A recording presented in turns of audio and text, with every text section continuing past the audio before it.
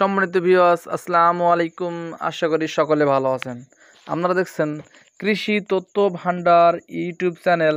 আমি মোহাম্মদ মোখলেসুর রহমান আবারও চলে আসলাম আমাদের মাঝে নতুন একটি ভিডিও নিয়ে।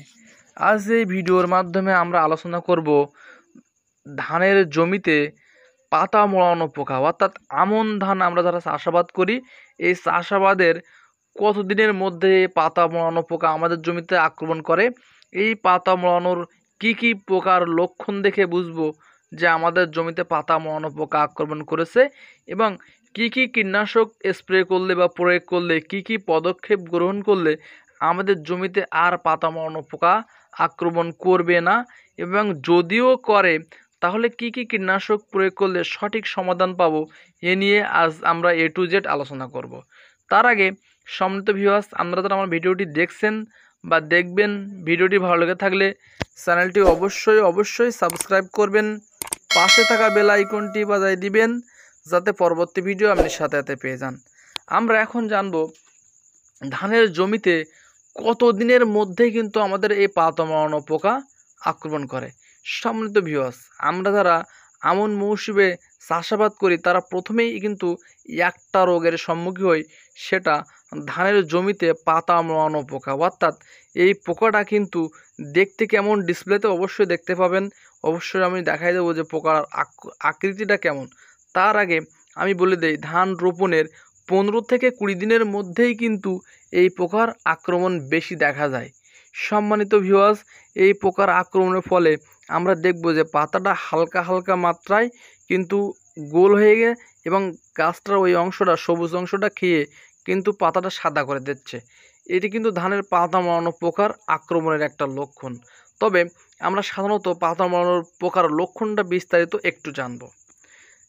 পাতা লম্বাভাবে মুড়িয়ে পাতার সবুজ অংশ খেয়ে ফেলে, ফলে ক্ষতিগ্রস্ত পাতার সাদা লম্বা দাগ দেখা দেয়। খুব বেশি ক্ষতি করলে পাতাগুলো পুড়ে যাবার মতো দেখায়। পূর্ণবয়স্ক স্ত্রী পোকার পাতার মধ্যে শিরার কাছে ডিম পাড়ে। ক্রিয়াগুলো পাতার সবুজ অংশ খায়।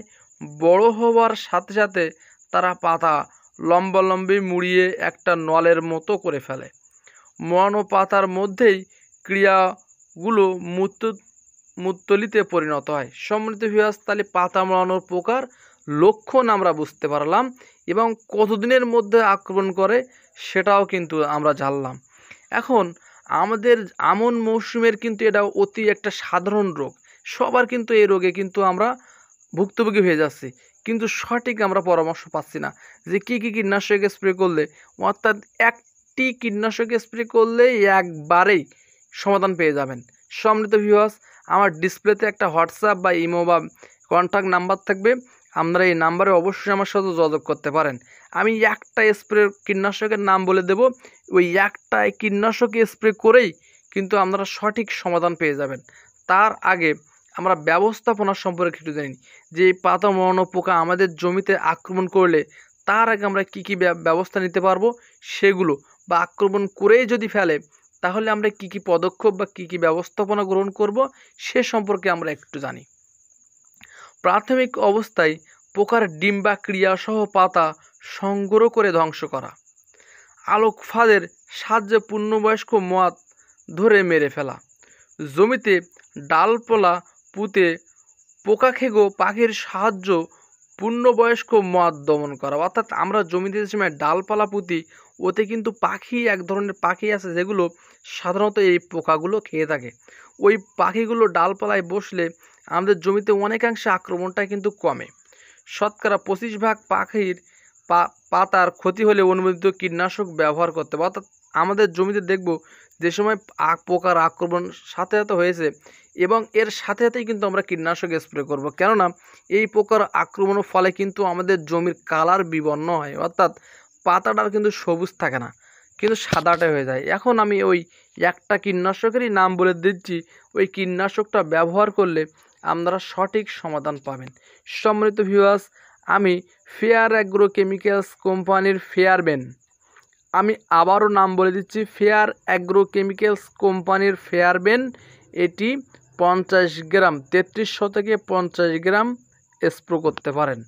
সম্মানিত ভিউয়ার্স, আরেকটি কীটনাশকের নাম বলে দিচ্ছি, সেটি হলো ইন্তেফা কোম্পানির সাহাম, এটি 33 শতকে 1 বিঘা জমিতে 50 গ্রাম। সম্মানিত ভিউয়ার্স, ওয়াটো কোম্পানির সিয়ানা, এটি 33 শতকে 50 গ্রাম। এই যে 3টা কোম্পানির কীটনাশক আমি নাম বলে দিলাম, এটি কিন্তু সঠিক সমাধান পাবেন। সম্মানিত ভিউয়ার্স, তারপরেও যদি আপনাদের মনে দ্বিধাদ্বন্দ্ব থাকে বা কি কোনো বিষয়ে জানতে চান, তাহলে আমার এই কন্ট্যাক্ট নাম্বারে অবশ্যই যোগাযোগ করতে পারেন।